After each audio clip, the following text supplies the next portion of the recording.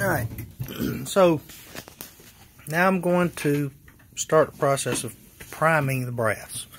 So what I do is, I got a small little area to work in, but I've tried to keep it as organized as possible. I keep all my powder in one cabinet.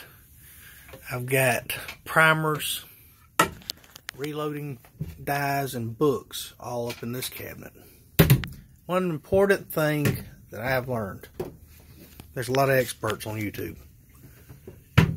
Get your load date out of books that are published. Don't go by what some yahoo like me tells you to do, because you can really hurt yourself or mess up your firearm. So I've tried different powders.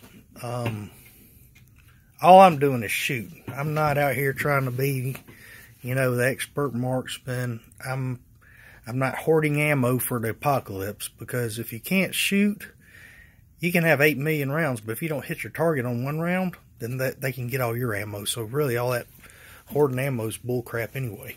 But I like to shoot. I probably don't save money reloading. I enjoy it. It's relaxing. It's a good hobby to do when it's cold or raining, or if you're just bored. So without a bunch of bullshit, this is Power Pistol. I've loaded 1,000 rounds of that. It works well. This is Tight Group, and I kind of like the Tight Group. The biggest thing that I've found on loading with your different powders, and I know there's different rates and all that good stuff, I always go on the bottom end just because I am target shooting, and I load them as light as I can. The good thing about Tight Group is there's a narrow window as far as your load ranges. If you go on the bottom end, you don't use hardly any, well you do, but you use a lot less of something like Tight Group than you will Power Pistol, because you're looking at around 4.0 grains with Tight Group, and around like 5.5 with Power Pistol. And I got 2 or 3 different powders that I use, but today what I'm going to do is go with Tight Group. So I'm going to put the Power Pistol away, and this is just my personal opinion. I keep my powder that I'm using. I keep my primers, a box of them. These are small pistol primers. I've used CCI, I've used Winchester. Both of them are fine. Honestly, I've had maybe 10 where they didn't go off using the CCI primers.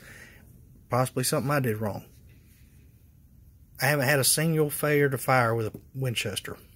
So I'm sure there's a lot of experts that you can talk to, and they'll say, yeah, he screwed up or something like that. And that's fine. I'm just showing you what I do. So these come in a pack of 100.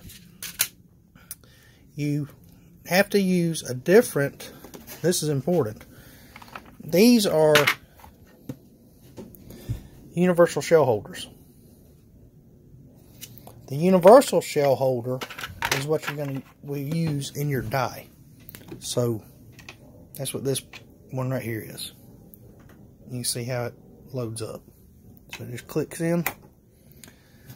The priming shell holder, you can see it says hand priming shell holder set. It's also a number 19, and it's got the data right here on the sheet. You just look up what caliber excuse me, that you're loading. Number 19. It's going to lock into place right here. Well, it's supposed to, if I can get the thing to work. It's kind of hard to do this holding the camera, the phone. But let me get it in there now.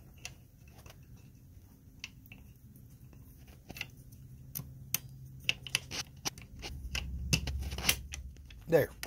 So, shell holder's in place. It's ready to roll. Now, you're going to open this up. And this tray's got the little grooves in it. Once you put your primers in, you flip it around a little bit. It'll have them all set upside down the way they need to go in here.